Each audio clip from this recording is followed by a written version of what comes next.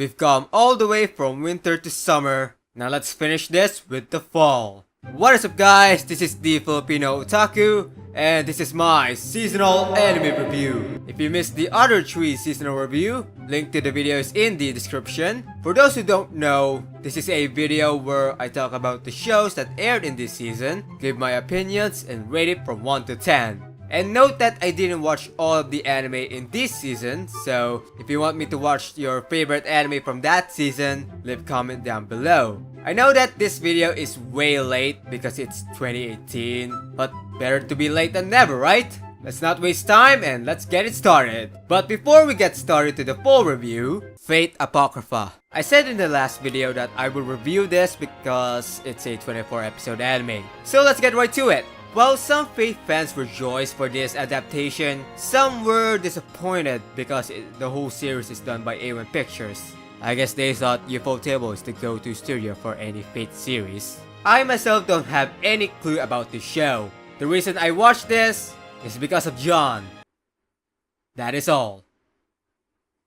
Look at that sexy back.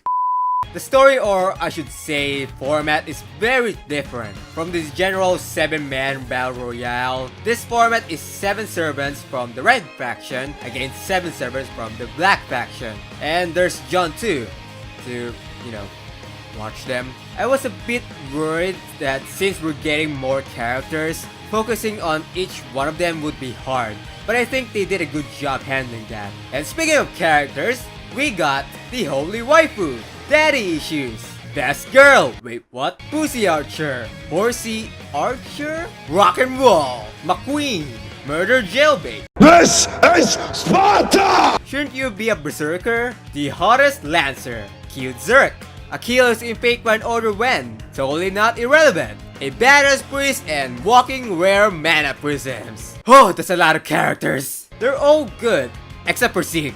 I don't really hate Sig, but I feel like him as a main character doesn't fit him at all, and he falls under the supporting character.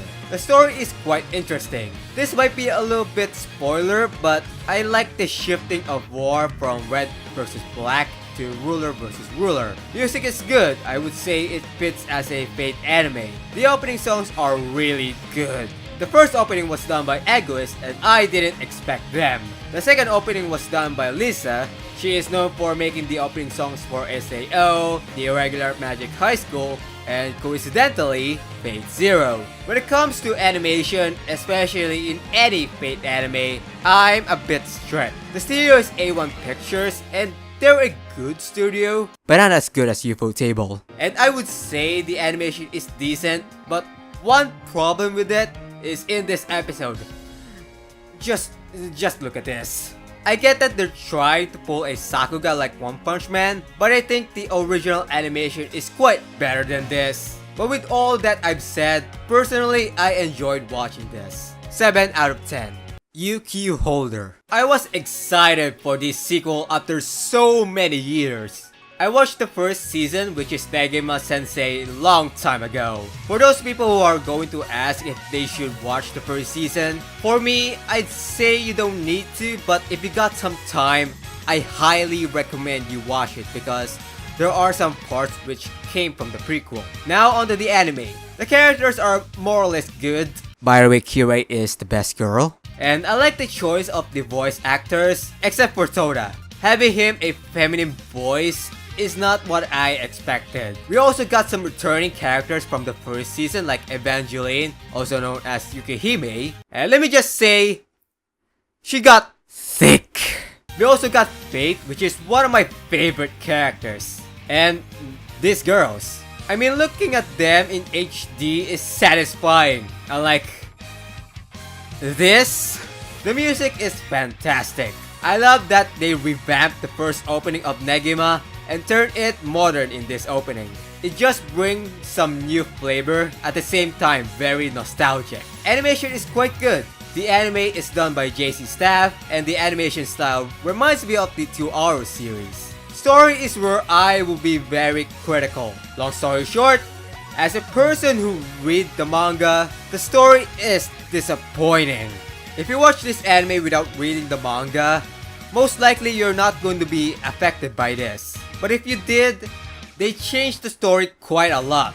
As I keep on watching this, I noticed that there are some parts from the manga that they did not add, and it keeps on going to the point where the ending of the anime became an anime original. But overall, it's a good series. If you already read the manga and decided to watch this, just prepare for some disappointment. But if you didn't, I can recommend this. 5 out of 10. Blend S.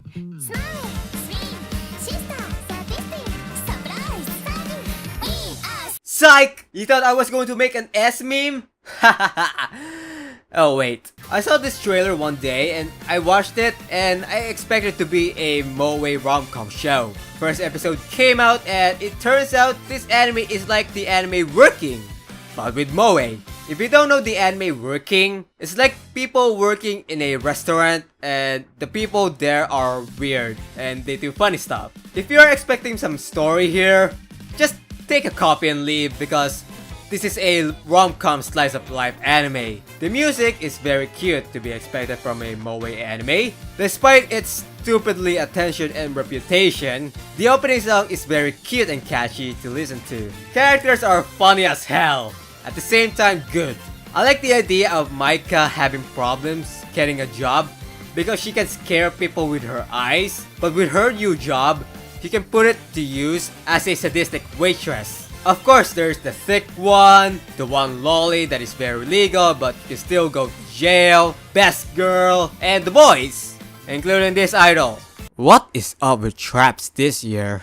If you're looking for some nice rom-com anime with some moe in it, or if you like the anime Working, try this one. 7 out of 10. King's Game, the animation. Oh boy! I wanted to talk about this anime. So I was looking for some new anime to watch and I found this. I looked at the synopsis and it's almost similar to the Danganronpa series, where the mastermind is asking the victims to kill themselves. But in this anime, the twist is that if you want to survive, you have to follow the king. I love Danganronpa and I'm impressed by the synopsis and decided to give the anime a go. First episode came and my expectations went down real hard. The first part was okay, but you get to the end of it and you see the real problems. I really don't want to say this, but this anime is straight garbage. Before we get to why this anime is bad, let's get to the good stuff first. The good stuff. The music. That is it. I'm not kidding. Basically, I watched this anime for the opening and ending song. The opening song is so great to listen to. In fact, the whole song is English, which is very uncommon for any anime.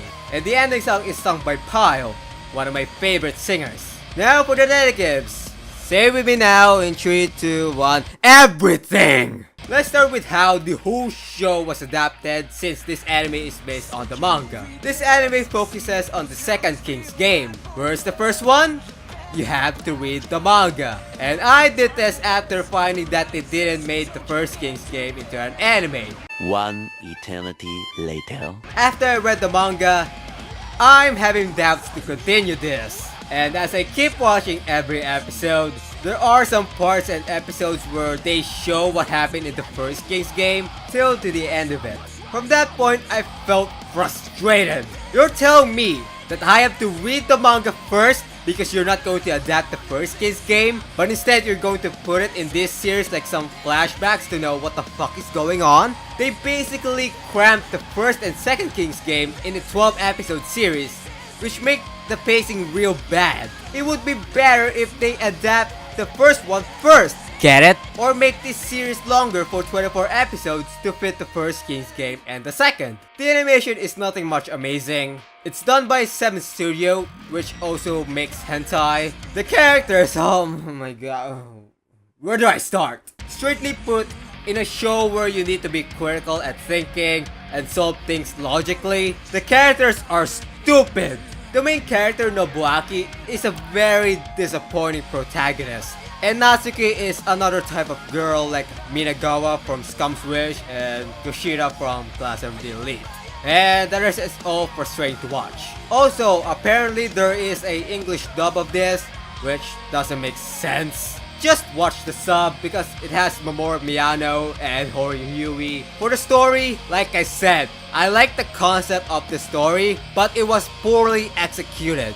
And also, the orders from the king is something a sick pervert would do, and it just ruined the whole enjoyment watching it. I'm sorry if I ranted so much, but personally, this is the worst anime of 2017. 2 out of 10. Yes, 2. It'd be much worse than Aromaga Sensei, and that is very redundant of me. My girlfriend is a show bitch.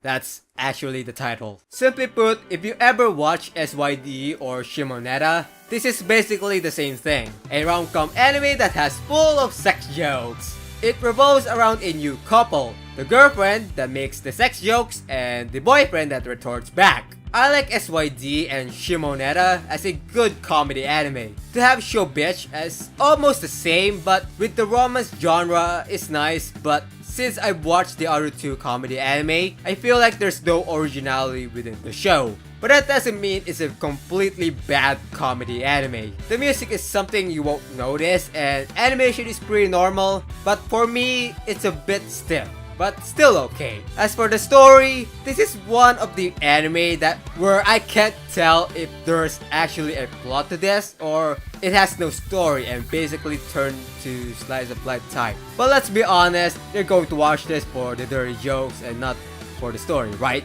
5 out of 10. Anime Gataris. For our final anime this 2017, we're going to end it with an anime that is talking about anime. Animeception! This show is about a girl who doesn't watch anime that much.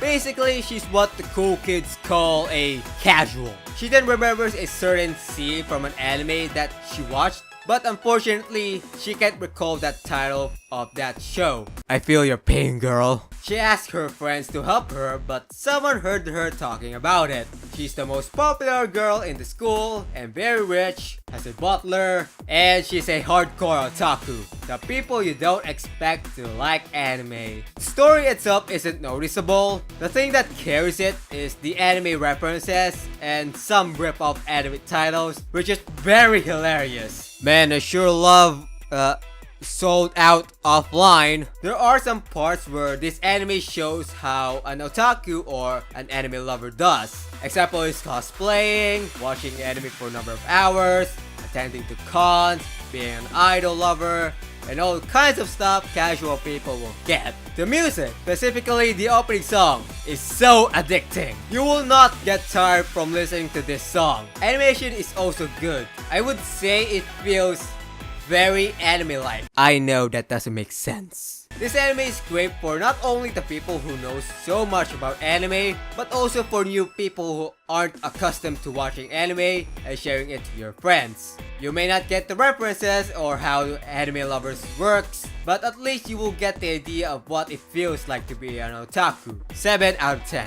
And that's all there is in the fall season and the rest of 2017. Personally, this is a great year for anime. Sure, there are some bad shows, but I think it did overshadow by the great ones. Generally, I had a lot of fun watching these shows, and to react and review Masamune-kun's Revenge and Kakigurui really changed the foundation of this channel. I would like to thank you guys for giving this channel and me some chance to watch my videos. I know that my schedule for uploading these videos is up and down, and I'm glad that some of you guys stick with me till the end. I know that this series has been very late, it's already 2018, but I want to finish this and I don't want to get the feeling of not accomplishing something that is not complete. So, what do you guys think of the anime shows in 2017? I would like to hear your thoughts in the comment section down below. Also, if you enjoyed this video, please give it a like and subscribe to my channel for more videos. As always, stay smart and stay awesome. Stay tuned for the seasonal anime review in 2018. Thanks guys for watching. Salamat.